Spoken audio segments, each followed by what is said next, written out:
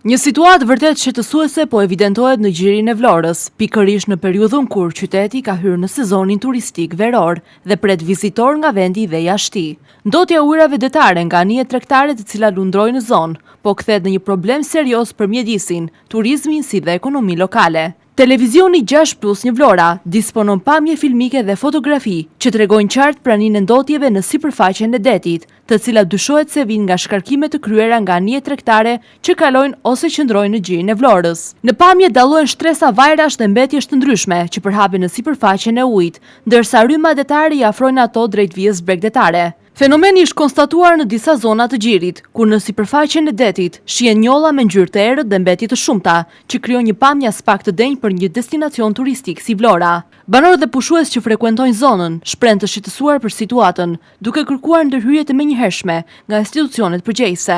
Ekspertët e mjedisit theksojnë se ndotjet të tilla kanë pasoja të drejtpërdrejta jo vetëm për ekosistemin detar, por edhe për shëndetin e njerëzve dhe aktivitetin ekonomik që lidhet me turizmin. Vajra dhe hidrokarburet që përfundojnë në det, dëmtojnë florën dhe faunën detare, ndikojnë negativisht tek peshkimi dhe krijojnë një imazh negativ për zonën turistike. Shqetësimi bëhet edhe më i madh për faktin se situata po shfaqet në fillim të sezonit veror, kur plazhet duhet të jenë në gjendjen më të mirë të mundshme për të pritur pushuesit. Çdo ndotje e ujrave bregdetare mund të ndikojë drejtpërdrejt në zgjedhjen e turistëve për të frekuentuar apo jo plazhet e Vlorës, duke sjellë pasoja ekonomike për bizneset që operojnë në sektorin e turizmit. Banorët e zonës kërkojnë që autoritetet portuale, institucionet mjedisore dhe strukturat përgjegjëse të kryejnë kontrolle të imtësishme për të identifikuar burimin e ndotjes dhe për të marrë masa ndaj çdo subjekti i cili shkel rregullat për mbrojtjen e mjedisit detar. Sipas tyre, rastet të tilla nuk duhet të kalojnë pa përgjegjësi, pasi dëmi që shkaktohet në mjedis dhe në imazhin e qytetit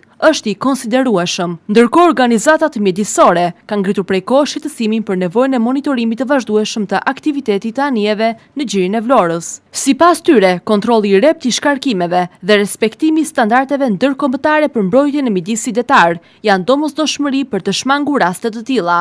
Pamjet e siguruara nga televizioni 6+1 Vlora tregojnë qartë se ndotja është e dukshme në sipërfaqen e detit dhe se pasojat e saj mund të përhapen në një sipërfaqe të gjerë për shkak të rrymave detare. Përballë kësaj situate mbetet që institucionet kompetente të reagojnë shpejt, të verifikojnë rastin dhe të marrin masa konkrete për mbrojtjen e një prej pasurive më të rëndësishme natyrore dhe turistike të vendit. Në një kohë kur Vlora synon të forcojë pozitat si një nga destinacionet kryesore turistike në Shqipëri, ruajtja e pastërtisë së detit dhe mbrojtja e mjedisit duhet të mbeten një prioritet absolut. Çdo rast ndotje jo vetëm që dëmton natyrën, por rrezikon të cënojë edhe imazhin e qytetit në sytë e turistëve vendas dhe të huaj.